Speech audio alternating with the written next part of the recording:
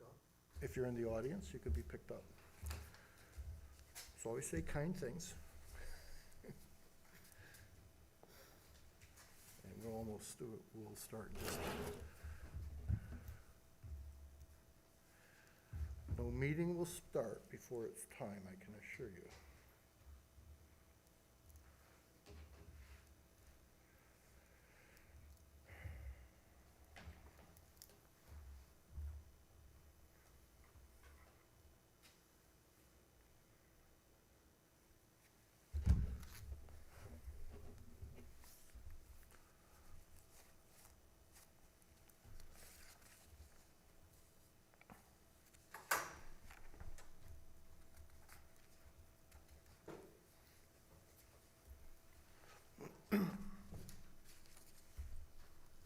I think we can start. Call to order the Southbury Board of Selectmen regular meeting, December 16th, 2021, to order at 7 p.m. in room 205. If I could have the Pledge of Allegiance. I pledge allegiance to the flag of the United States of America and to the republic for which it stands, one nation, under God, indivisible, with liberty and justice for all. Before we start, I'll try to get through this. I would like to call for a moment of silence for Michael J. Hatfield. Michael J. Hatfield, 72, passed away on Sunday, December 12th of 2021. He was the brother of Ed Hatfield, who was on our planning commission and had been chair of the planning commission. Michael was born November 24th, 1949 in Danbury, Connecticut, to the late Leroy K. and Dolores Hatfield. Michael leaves behind his brother, Edward, his wife Lynn, and their daughter Lauren, his sister Denise, her husband Brian, and their daughters Eva, as well as his Aunt Joan, Aunt Tess, and many cousins. Michael was a very hardworking and energetic young man growing up, working at local farms, driving his tractor and entering his prized oxen in many local fairs. He was inducted into the Army at 18 and was 2 weeks from finishing his stint in Vietnam when he was ambushed by enemy soldiers while on night watch. His injuries resulted in a traumatic brain injury that left him partially paralyzed and unable to speak. It was a long time before they would know if he would survive. Justin Betty knows the history of this family and how it affected a small town called Southbury when this happened. I grew up with his brother, Ed, and vividly remember being told of his brother's injuries while in grammar school on the playground.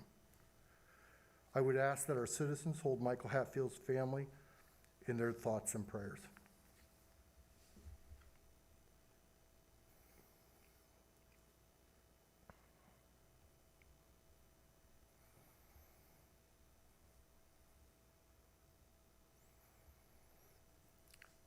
Thank you. That was 50 years of a mother and father taking care of their son 24 hours a day, 7 days a week. What a great family. Okay. Presentations. Palm Park Health District is here. There is, I would say, there is a merger. It has been merged by vote, correct? We have voted as board to allow them to join the district. We had a presentation for New Milford. They have a public hearing on January 10th, and that's when they will actually vote. Okay, so if you could introduce yourself for the record and your position. My name is Ann Newman. I'm the Woodbury representative for the Palm Park Board of Health. I'm also the chairman of the board. I've been a Woodbury resident for 20 plus years, and I've been part of the board for the past 5, chairman for the past 4, and been volunteering there for the past, 11 years as a nurse. Okay. Rich Hunter, resident here of Southbury. I'm one of the representatives to the board from the town of Southbury, resident of Southbury, 15 years, 16, I can't remember, that kind of time frame, and I've been on the board for probably 7 or 8 years. Good evening. Thank you so much for having me. My name is Lisa Morrissey. I am the Acting Director of Health for Pompano Health District. And I guess I've been in Southbury now for what, 5 months as your Acting Director? I think it's longer. But I'm semi-local. I live in Newtown, so I consider myself part of the community. Okay, so if you'd like to give what's going on with this?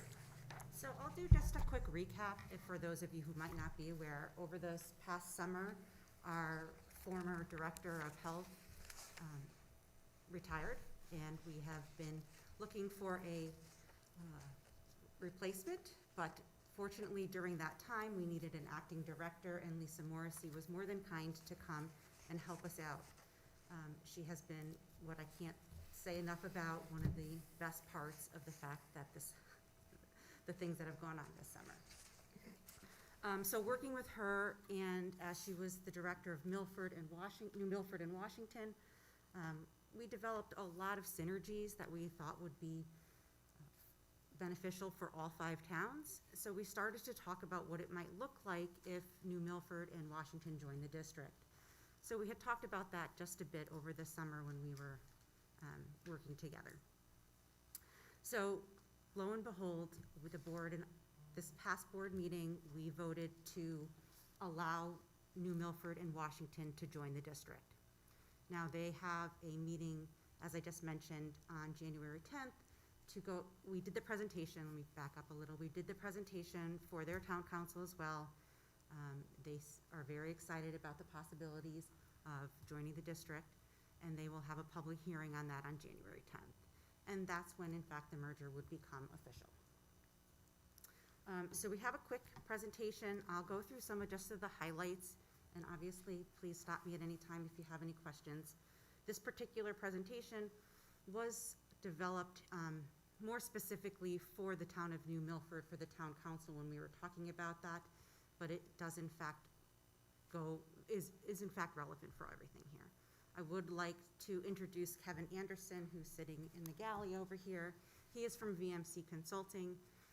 He has been an integral part of helping the district come up to speed, not only financially by doing all of our financials, but technology and really bringing us into the 21st century. So there are several factors when it comes to having this merger for the transformational success. One of the things that is most important here is that the post-merger benefits really are going to benefit all 5 of our towns with enhanced services. It enables us to expand the staffing to a more professional level, competitive salaries for all of the individuals who will be employed by the district. Also professional development, which is something we've talked about extensively over the past couple of months. As part of a health district, it is not common to have a lot of professional development, and we feel very strongly that that's important for all. Really to support all of our communities on a higher level with more rapid delivery of services, more availability of services, expanded services throughout the whole towns. And ultimately, this is a huge cost savings. What will happen is the per capita will remain the same here for the town of Southbury, for all the 5 towns, but in all you'll get expanded services, and we'll talk a little bit about that. So as I just mentioned, the residential benefits, the increased staffing, it allows us to increase all the staff positions. Anyone who is employed by New Milford and Washington at this time who are full-time employees would in fact just be absorbed by the district. No one would be displaced. No displacement of our current employees or New Milford's employees. One of the things that we're very proud of, and as we should be here in our community, is the community health programs. We'll be able to expand those, and those are for-profit programs, meaning they generate revenue. We'll continue to do our routine and seasonal and travel vaccines. And one of the things that I think is beneficial that we've talked about before is the sanitarians, right? All of our towns are always needing of a sanitarian as we grow.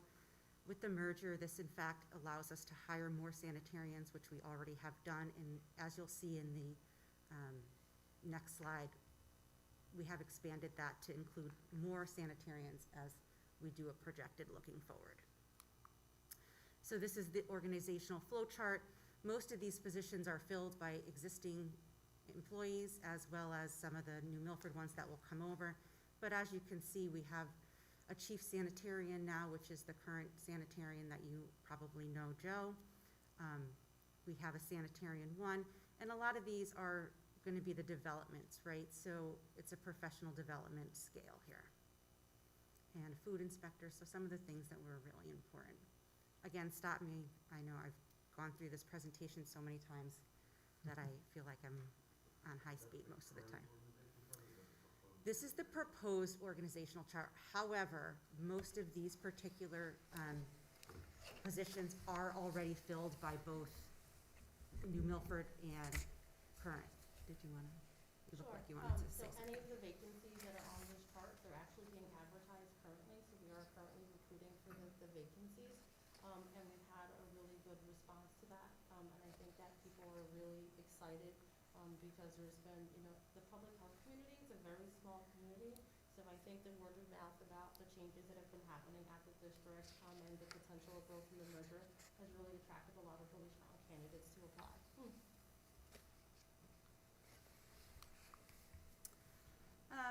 So under the merger proposal for the employees, I know, I'm not sure if Jeff has mentioned this, but we would be absorbing all of the medical benefits now as well. So everything is paid for by the district. We're going to be rebranding. You'll see that we will be renaming the Pomperaug Health District to the Housatonic Valley Health District to incorporate New Milford and Washington, but also the Housatonic Valley incorporates about 84 towns. We're hoping that, and I am confident that this merger in fact will be the premier health department. It also will be a best case scenario, that the state is looking to really help us develop this. And I'm sure in the future that we could expand the district by different towns. So just if I could on the benefits, understand, those who are new, the health benefits were through the employees through the town of Southbury. And there's a risk with that exposure.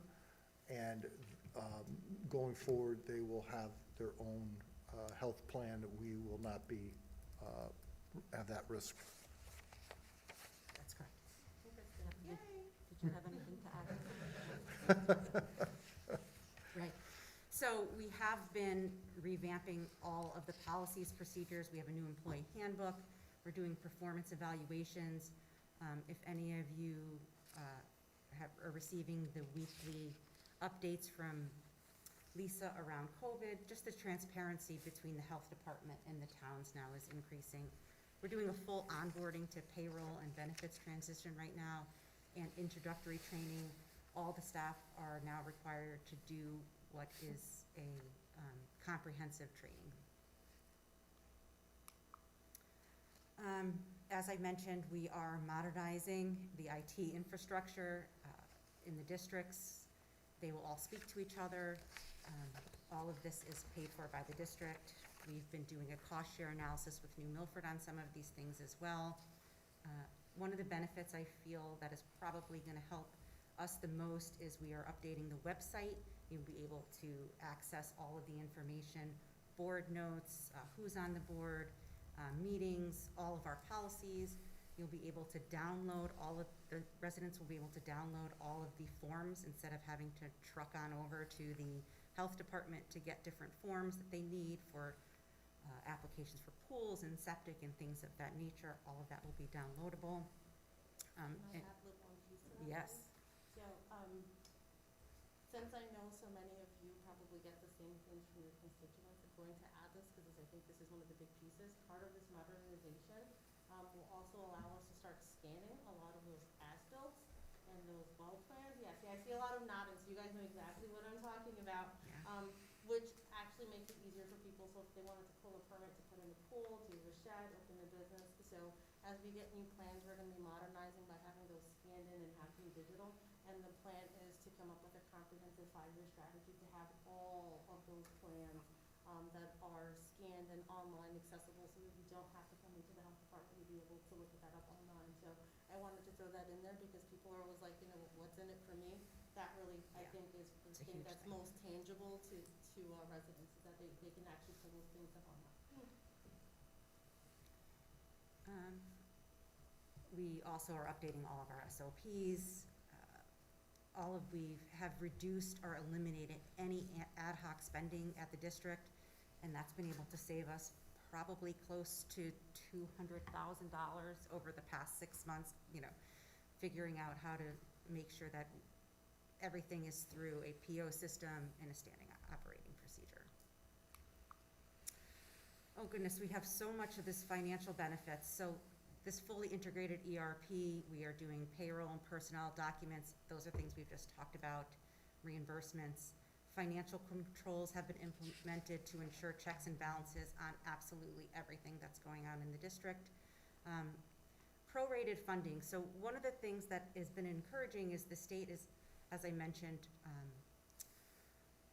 really looking for different independent health districts, independent health departments to join districts, right? And because we're going to be doing this, and if we can complete this by March of 2022, which I believe we can, they are going to give us the full funding for New Milford and Washington, not prorated. So if the calendar year for us is July to July, so they are actually going to give us the entire per capita to sort of enhance the readiness of this merger. In 2023, the budget with the merger permits expansion of all the resources that we just talked about. And one of the things that is really important to us too is to increase our grant funding, right? With this, we've been able to streamline some of the employee job descriptions, and so we're really focusing our grant writer on making sure that we get the grant funding, not just the ones that are sort of given to us, but really going out and looking for different grant funding. And so this is what the new logo will look like, the Housatonic Valley Health District. We have already started the process of changing over the names to be incorporating for all of the towns around. Let's see what else is in here. This is some of you're aware of you got the financials, so this is part of the financials that you got from Margulie recently. For you. Was there a change? No, nothing, the ones on here, probably the only change is that on here for this particular presentation, we added the New Milford and Washington per capita, and per our last board meeting, Jeff, you had asked to put the state per capita on there, and so that's on here too, and that was sent over to you. Kevin, do you want to talk through anything here? I mean, I can't have any, If you have any questions. So ultimately, the bottom line is that the health department is doing really well. We are in the black. Our total revenue, you'll see here, is at 1.6. It's a carrying revenue. We have, again, been able to reduce ad hoc spending. It's a big cost savings to have more towns within the district without reducing any services to any of our towns, actually being able to increase services. Let's see, what else do we have here? Oh, the budget and the grants.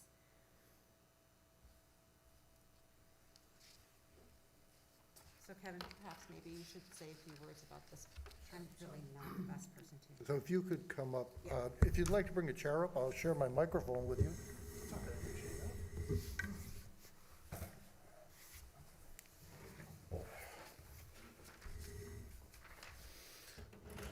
So what we did, kind of going through this, was to, again, as you said, cut out ad hoc spending, and I mean, there's a lot of ad hoc spending.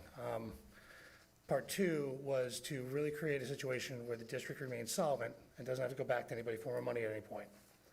And a lot of that was just cost compression, kind of going back over historical practices that were a little out of date, which gave us plenty of an opportunity to start revisiting kind of the methodology of the past, put new processes in place, and reduce simple things, even down to what we're using payroll system-wise. It was almost 4 times as much as what we're paying now for something else that's more, offers about 23 more services.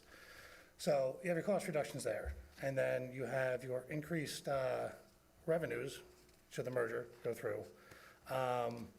And all said and done, the only thing that's not included on here is because I don't have actuals, is the revenue from services for New Milford. So it's the only thing that I don't have on here. What do you see what that looks like? I have a relative for it, but it's not an exact. So that included, this puts in a position where even without grants, we can still be solvent. The idea behind everything we're doing here is to really put the district in a position where they're not coming back for money, where we can maintain the per capita as it is, not move anything up, while still enhancing services. So getting more out of the dollar is really the point. And at the same time, be able to stay competitive. I don't know if everybody knows, but like sanitarians, for instance, that cost of salary has gone up dramatically in the past 3 years. It's up to like 106, 115, 120 a year now for a sanitarian. So you do have to stay competitive, because if we lose sanitarian, we have to hire another one. So that's a problem. So we have to maintain that kind of attraction. On top of that, within our fringe, it's also focused on the professional development side. So we're kind of growing our own. We can bring people in, we can develop them. You start a public health assistant, I don't know, 5 years later, you could be a sanitarian. I think Lisa would know more about that than me. But the idea is that we're investing in the people to make the district stronger, while putting in systems that proactively put people where they need to be and reduce kind of transitory costs. So getting more done in less amount of time and bring in that revenue fee, or the revenues, while making sure we're diversifying work, making sure that we're tasking appropriately, and making sure that if they wipe out all those grants next year, we can still function without coming back and tapping anybody on the shoulder. That's about it.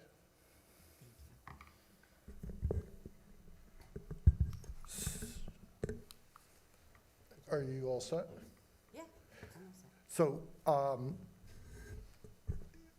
what we're seeing right now from a budgetary standpoint is no real impact to a change in our budget, which is good going forward. Also understand that we have services from Pomperaug Health District, and they're not a town, they're not part of the town. This should work, and if it doesn't, we always have the option of going to another health district, or we can even have our own health department.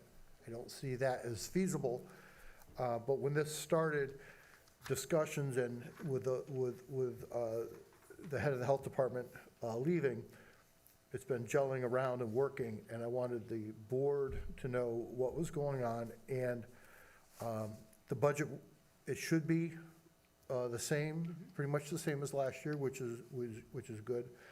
And as far as I can tell, we would stay with this unless we have reason to be dissatisfied. But I also think that the integration of the technology, given that we were doing our online permitting, that was one of the angst in the beginning of not doing that the health department has to be integrated with our system, be able to use our system, which I think is working, and I think it'll get even better now with that. So are there any questions of the Board of Selectmen? How many sanitarians do we currently have? Currently, we have 2 full-time sanitarians, and then we have a sanitarian that helps out for food services on a part-time basis. So I'm just trying to understand, one of the things you said was that we're gonna have increased employees and more sanitarians, but I see on the proposal 3 sanitarians. Correct. As part of the development plan, and once the merger is complete, then we would plan to hire another sanitarian. Right, but per capita, if we're adding on the 2 towns, and New Milford is larger than us, is that Yeah. adding employees? Yeah, I'll take this one. Yeah. Right, so it's 5 in the end. currently, when I stepped into Pomperaug, you technically on the books have 1.5 sanitarians. So you have 1 full-time sanitarian, 1 person who's doing community health, some sanitarian work, some grant work, like 1,000 things. Less than 10% of their time was dedicated to actually being a sanitarian, so we'll call that 1. New Milford has 1 full-time sanitarian, which has already been working within the Pomperaug Health District, so we've had 2 sanitarians working. And the plan with the the merger, we've already started the recruitment process, is to bring on a third sanitarian. So you see that on the line item. So and the reason that you have, when you look at it on your org chart, you'll see the sanitarian 1 and sanitarian 2. It's not to designate the 2, it's to designate the pay scales, because part of the professional development that Ann mentioned, and paying people accordingly, not every sanitarian is licensed to do the same type of work. So in order to stay competitive, our chief sanitarian, which holds all of the certifications and licensing and is able to supervise the work of junior sanitarians, that's why they're at the top. And then the 2 other sanitarians really is based upon the types of work that they can do. So it's conceivable that, I'm looking for some wood to knock on, that by March we would have 3 full-time sanitarians that will be working in that capacity. And I think that really is an important question, and it's important to highlight, because I have a really good idea, because I see the coming in. So I know the volume of work that's coming in through Southbury. We talk about people who are looking to do additions to their home or their building and making changes, and the new businesses coming in. Having sanitarians and being able to add that sanitarian capacity really is key to keeping the wait times short, because that's what we always hear, especially from businesses. They needed it yesterday. So it is conceivable when it's the buckets, the 1 and the 2, there could be 2 eventually as sanitarian 1s and 2 as sanitarian 2s. Justin, you have a question? Yes, will you be maintaining your location in Southbury? Can I take that one, or you want to take that one? This is a very exciting one, and Yes. this is the one everyone wants to know. That's been asked. Yes, so yes, because Southbury is in fact sort of the centralized location, we are looking for a new space. However, what we're looking for is something that's more of a medical type facility, so that we don't have to continually add and ask our towns for space. Although we will always continue to go out as well to the towns for different things too. We do in fact want to have a separate location in New Milford too. So it would be, in the end, hopefully 2 locations. And I think, I understand that, because Pump Rock Health has always been looking to my office for a spot to do a clinic, or when can we get whatever in. I think, then they have to come, they have to set up, get it out there, and then people are like, okay, do I go, where do we fit in? Well, I think if that was to happen, the standard would be, if you need to go to the health department and there's a health clinic, that's where it is, and you're not saying, it's at the community center today, Yes. or maybe it's at the school another time. So I think that's kind of what they're trying to get to, where this is your centralized location for these types of services. Right. Absolutely. And again, I have to reiterate how important that is, because that also allows us to grow the services that we're providing to the towns, and billable services. So there are a lot of healthcare services that we could do. If we had private medical exams instead of just screenings, we could conceivably expand into doing physicals. So for kids who were looking to do physicals for going back to school, I don't know about you guys, so I have 4, sometimes 5, my nephews with us part-time kids. So I know that sometimes what happens is, hey, Mom, I forgot to tell you, I have soccer starting next week, and I said if I don't have my paperwork by Tuesday, I can't start. And I'm like, what? And the pediatrician can't get them in, and you're running. Justin is, Every day. Yeah, so All the time. I think that a lot of families have been in that position, and really, what we've seen, and being in public health, for the last decade, I'll tell you what happens. A lot of times families end up at the urgent care center, and if you've ever had to go to urgent care center for a physical, and you have a lot of kids, you are walking out of there with a very light pocketbook when you're finished. And one of the things about public health is that we have a different financial model. Like, we have to cover our costs, but we're not a for-profit organization. So it really is making sure that we're providing services to the community that they need at a price point that makes sense for them, and being able to offer that on a sliding scale if they're not able to cover those costs. So I think that's part of these pieces. So it's not just about having the center that we can do the flu shots, and I know we're very popular with flu shots, but it really is thinking about this holistically and looking at the needs of the community year-round. Yeah, my question was motivated by 2 things, really. One, as you well know, at this point, we're the oldest town in the state. So it's difficult for our seniors to travel, particularly 3 towns away. to go to anything like this. And then it would fall on us to bust them there, which would be less than ideal. And secondly, I'm being a little, thinking about myself a little bit as a realtor. And if you don't have all those as-bills uploaded before you move out of town, I'd have to travel myself, so. But no, honestly, the senior population is the concern, and I'm glad to hear you're gonna be keeping it local. We will, and I will say, and I know that our chair can attest to this, so we've been doing now, COVID-19 and flu vaccines in 5 towns. We've been traveling, so we've had people come into our office, we've been going to senior centers, we've been going to residential complexes, we've been going to long-term care facilities. So like I said, it really is about matching the needs of your communities, and that looks different depending on the town that you're in. And that's exactly what we've been trying to do, is to make sure that we're scaling our services, not just what we're offering, but how we're offering it to make sense for those individual towns. I also think that one of the things we discussed was, we're always worried about the budget, we always are worried about the money. But there's also, part of what we're responsible for is public health.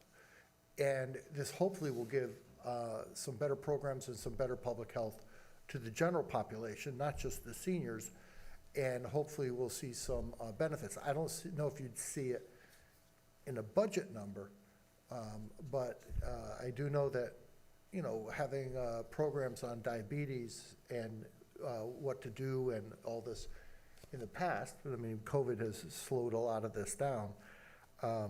So I was happy to hear that the plan was to stay here. Always, I'm always worried that people are gonna, wait a minute, don't shut down and go away, so. It makes sense for us to stay in a centralized location, pending that we can find the right medical space. Obviously, we are under certain constraints around that, and so that, looking for that is gonna be time consuming, but that's fine. But you just mentioned a couple of things that New Milford also mentioned too, and it's things that we've been discussing, is the expansion of the programs, not just for our elderly, but we, in the digital age now, in the social media age, our teenagers, our children are, Snapchatting and Facebooking and Instagramming. My daughter would be horrified if I just said she did Facebook, but my teenager. But making sure that we have programs for them too, right? And I think that they're all able to communicate with kids out of their different towns now, and they're all interconnected with sports. And I think that this brings our community, even though we have such a small community, into the larger picture. And we talked about different opioid things, just healthcare things for them too. Doing some market research with our communities, and what are they really looking for from a public health perspective? What educational things can we provide? Any other questions, Jason? Just a procedural question as to how this all happens. I know the new towns obviously have to vote to join the district. Do the member towns have any, I'm not sure I'm not sure what your bylaws say, so I don't know if this is a board decision or if each of the member towns need to vote to do this. Did you mean Newtown or New Milford? What's that? Did you mean Newtown or New Milford? I didn't say either. I You said the could member Newtown. towns. Oh, okay. New Other towns. towns. I thought I heard you say Newtown. I was like, I don't think that's part of it. No. But New Milford was in there, and I just, No. The new towns. sorry, okay. The additional towns. The additional Yes. time, thank you. The additional The district. time. So, according to the bylaws, our current bylaws as well as the state, we had to vote as a board in order to allow New Milford and Washington to join the district. We did speak with all 3 selectmen prior to that vote and talked about sort of what we thought was gonna happen, and they were all aware of that. We certainly wanted their support in this merger as well. We did not need it, however, according to the bylaws. So we did in fact vote at the last meeting, the minutes are available as well, to allow them to join the district. When does Washington and New Milford vote? January 10th. Is it 30 days from when we, So, the public hearing is January 10th, and after the public hearing, then it goes back to town council for a vote. Thank you. We don't have to take the vote. because we're already, Correct. right, okay, Your representatives voted for you. yes. Any other questions? John? Yeah, the population served with Pompey Health now versus what it will be when completed, what's the difference? Or, We're adding about 30,000. 30,000 people. So New Milford will end up with two board members as well. So currently on the board, Southbury has 2, Oxford has 2, Woodbury has 1, New Milford will have 2, and Washington will have a representative as well. So everyone is very well represented. Dr. Nee sends his regrets, he hasn't been going on, given the pandemic, so. Yeah. Anything else? So you understand what's going on? I look at this as a positive move. I wasn't so sure when it first came out, the change.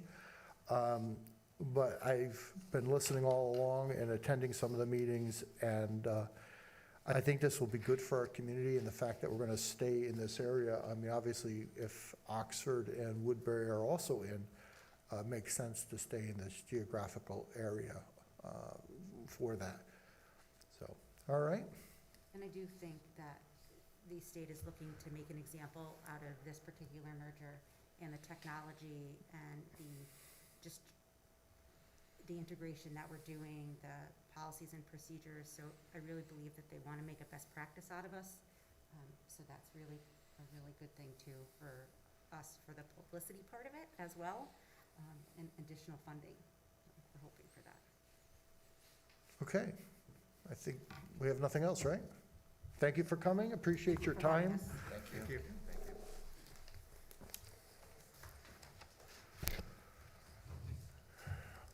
Okay, next up is public comments. If it could be limited to 2 minutes, if there's any public comments. Are there, oh, okay. You can sit. Yeah,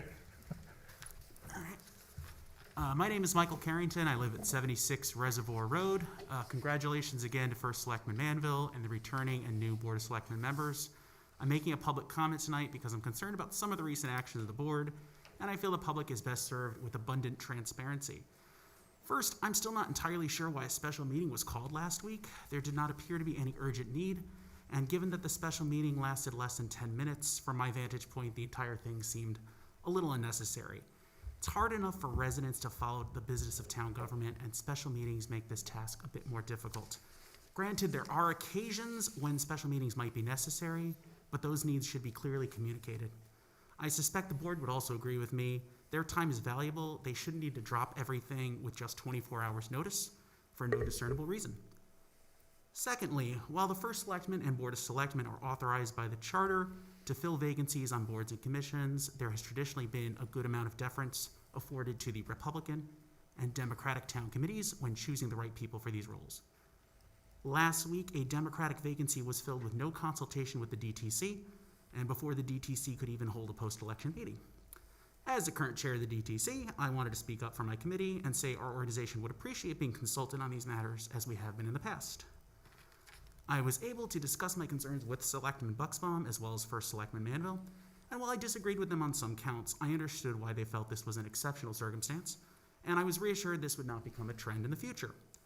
So, I'd like to state on the record that the past precedent and congenial procedure on appointments between the town party committees and the Board of Selectmen should continue to be respected.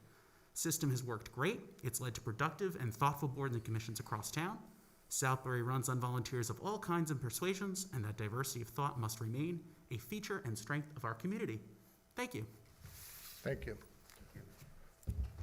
Any other public comment? Any other public comment? Any other public comment? Hearing none, we'll move on to reports. You have them in front of you. Announcements and correspondence, you have the Selectmen's update. We'll move on to the consent agenda. Is there a motion? So moved. Have a second? Second. Thank you, Justin. Any discussion on the consent agenda? Hearing none, I'll call the vote. All in favor? Aye. Abstentions? Nays? It carries. Minutes of December 9th, 2021 special meeting. Can I have a motion for approval? So moved. Seconded, John? Yes. Thank you. Any discussion on the minutes? Hearing none, all in favor? Aye. Opposed, abstentions, it carries. Unfinished business, selectmen's liaisons. I've distributed what I think is my request for liaisons. I would just say, does anybody have any concerns on these appointments for liaisons? I think it's, now, and I just want to say that if something changes or someone has a problem, if there becomes a problem going, if there's a problem going to a meeting because you have something coming up, feel free to reach out to other selectmen. And also, I mean, if we'd like you to be there, but if our lives are busy, if something happens, communicate with the chair or let me know and we'll do that. I am not putting a liaison onto planning. John, you sent me an email. You're welcome. Anybody's welcome to attend the public meeting as an observer, but planning never had one before. And one of the things I would like to remind the Board of Selectmen that as liaisons, the reason is to bring back the information, but please do not try to enter into discussions during those meetings. These commissions have specific jobs to do. The Planning Commission really is separate from the Board of Selectmen, Greg, as you know. So I don't know if we need to take a vote on this officially. I don't believe we do. But I'll read off Board of Education, Holly Sullivan. Board of Finance will be me. They will request me to be there. Conservation Commission, John. I think you expressed an interest in that. Economic Development, Justin. Wonderful spot, well needed. Library Board of Directors, Jason Bucksbaum. Park and Recreation, John, you asked for that. That would be appreciated. Investment Portfolio Oversight Committee, Justin, you've been on that for quite a while, and you also were in the Board of Finance, so I thought we'll continue on. RUPAC, that will be me because most of the time they need me in on that, on the capacity as a first selectman. Road Study, it's always at 2 o'clock and quarterly, and I'm here, so I'll be on that. Emergency Medical Services, Jason is offered to take on that. Local Emergency Planning, Jason asked if that would be okay. He's been on LEPC for a long time now, and I think you're getting somewhere. And of course, Southbury Celebration, I'm always happy to be on there as am always in charge of the weather. That's my job, so that's what I'll do. Senior Commission, Greg Kuhn has requested a senior commission. He has an elderly parent in the community, so Greg will do that. Strategic Planning, Justin, if you're okay with that. Sure. Help us with that. It's not down on here, but the IT steering, Greg is interested in being part of IT steering. There's going to be some things coming out about technology. Cybersecurity and cyber insurance is getting to be extremely expensive and very costly in order to have it.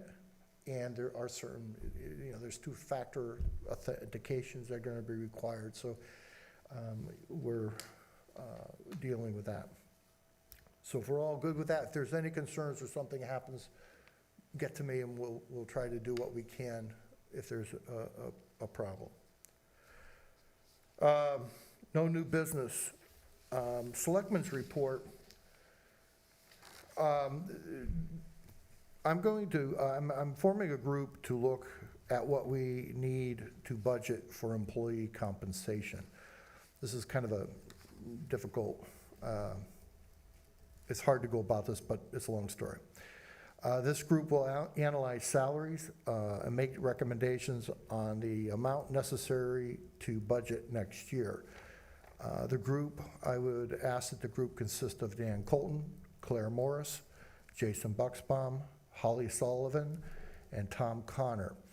I'm hoping this group will help us to have a more accurate number for compensation as we develop the budget.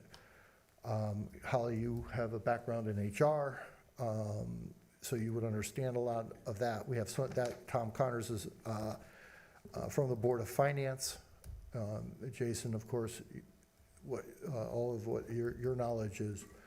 So if that's okay, and then we will start with that group. I know Jason's been concerned for some time. Happy we're finally doing it. We move very slowly in government. I mean, the concept that you could just do something is much different than reality. I remember the first, when I was first in office, that it took 6 months to share a roller of paver on a grant that was like a gift, and it took 6 months to get it done. I'm like, holy cow. So that's one thing. Good news. I pushed out, it was late this evening, I don't know if you have had a chance to look at it, and we can discuss it more, and I think the Board of Finance will be looking at that. And this was an email sent to John Michaels from Dan Colton. It came out this morning, and the good news is the Yankee Institute PDF, there's attached scores. They're talking about towns on fiscal health. They researched this. And we are number 27 out of the 169 municipalities in the state. We are in the top 15% for fiscal health. The report shows the basis of the scoring and has narratives that outline the root causes of the ratings. So I would urge all of you to take a look. And like I said, Southbury, unfunded pension debt per capita, I think this figure might not be up to date today, but that's $348 per capita on that. So, I mean, I'm looking at towns that have Easton, as wealthy as a town as it is, has $832 in unfunded pension numbers. Again, in that chart, you'll see, though our fiscal health score there's a range of from 12 to 84. We are at 69, which puts us in about the 26% towns. There's only 10 towns with 76 or above. So this is a very, very good news. Hopefully we can continue moving along in that direction. When we go into, as you may, the grumblings, and you'll hear things when you are out in the public, we're staring down a very large increase in budget. This is, I'll give you for an example, it is $1 a gallon more for fuel alone, and that's about $64,000. We locked in at a pretty decent rate at $1.25, I think it was, for gas and diesel, and we're watching the commodities markets and the oil prices. If the president releases the oil, we're not locked in. We don't want to lock in, because if they release the strategic reserves, it'll probably come down, so we're holding off. So I'm asking some hard questions, and I want to make sure the board understands when they hear a grumbling about Jeff's talking about cutting this, or Jeff is talking about cutting that. I'm discussing with department heads what is possible or feasible, because there's some hard numbers coming with inflation. So if you hear somebody saying, I heard Jeff said he's going to cut this department. Jeff said what could be done, where could we find savings? And if we have to, is there something? I need the information. I need the department heads to think about this information before we get into the budget shoot. Because once as we develop this, what kind of solutions, where are we gonna be at, and what can we do to get this budget palatable for for all the citizens of Southbury? So the inflationary pressures are hitting. Software is, licenses are up 10%. Wouldn't be bad if we had only one license, but that's a lot of licenses. But I would just like to make sure we don't start out there where I heard you're gonna cut this department, because I have to ask the questions. I have to prepare these department heads ahead of time. If the hard questions need to come in, what can you do? Could you run this department with one less person? Is that possible? Where would you do it, and if we need to, how would you do it? And as we develop this along, just don't listen to, if people say, that's okay, we don't care what that crazy first selectman does, we have a crack at the budget, right, Justin, we have say, and the department heads will have say, and the final say is with the Board of Finance. But I need, if we have to, have the information available as we go into this. And it's not, frankly, it's not gonna be easy this time around, okay? Are there any questions of me at this point? Okay, I don't think so. Betsy, what else do we have? Motion to adjourn. Second. There you go. All in favor? Aye. Opposed? And it carries. Thank you.